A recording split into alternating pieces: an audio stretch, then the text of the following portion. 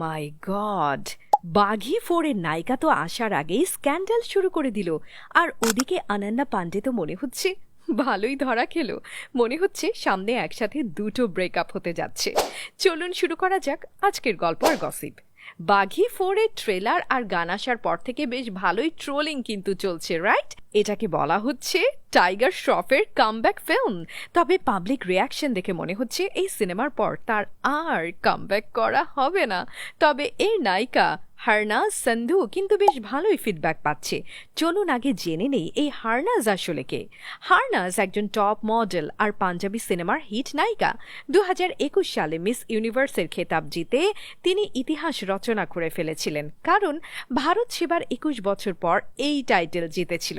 সুস্মিতা সেন আর লারা দত্তর পর তিনি তৃতীয় ভারতীয় হিসেবে মিস ইউনিভার্স হয়েছিলেন। তার ক্যারিয়ারের শুরু হয় কিশোরী বয়সে।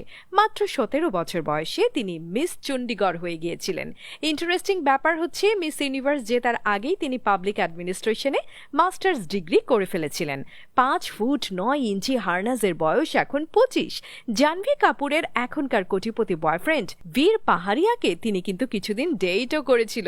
ওরে, তবে এর সাথে ব্রেকআপের পর থেকেই তিনি কিন্তু সিঙ্গেলই আছেন।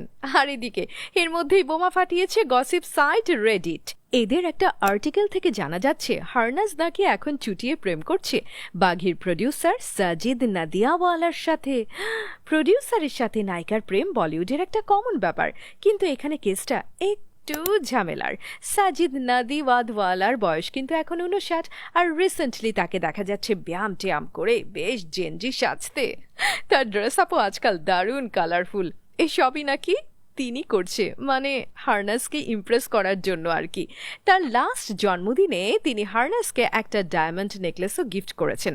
আর এদিকে সবকিছু মিলিয়ে সাজিদের বউ ওয়ার্দা খান খুবই আপসেট, বেচারা। তবে হারনাজ এই কোটিপতি সুগার ড্যাডি পেয়ে বেশ ভালোই চিল করছে। দেখা যাক সিনেমা ফ্লপ করলেও তাদের এই সিক্রেট অ্যাফেয়ার চালু থাকে কিনা। আর ওদিকে অনন্যা পান্ডে আর কার্তিক আরিয়ান এখন তাদের নেক্সট মুভির শুট করছে। দাঁত ভাঙা এই সিনেমার নাম তু মেরি मैं तेरा मैं तेरी, না হলো না, তু মেরি मैं तेरा তু মেরি।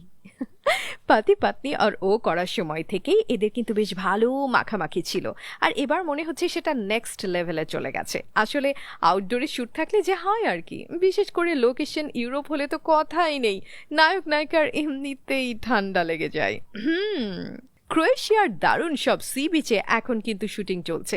সেখানকার সেরা 5 স্টার হোটেল রিগজস প্রিমিয়ামে এখন অনন্যা আর কার্তিক একসাথে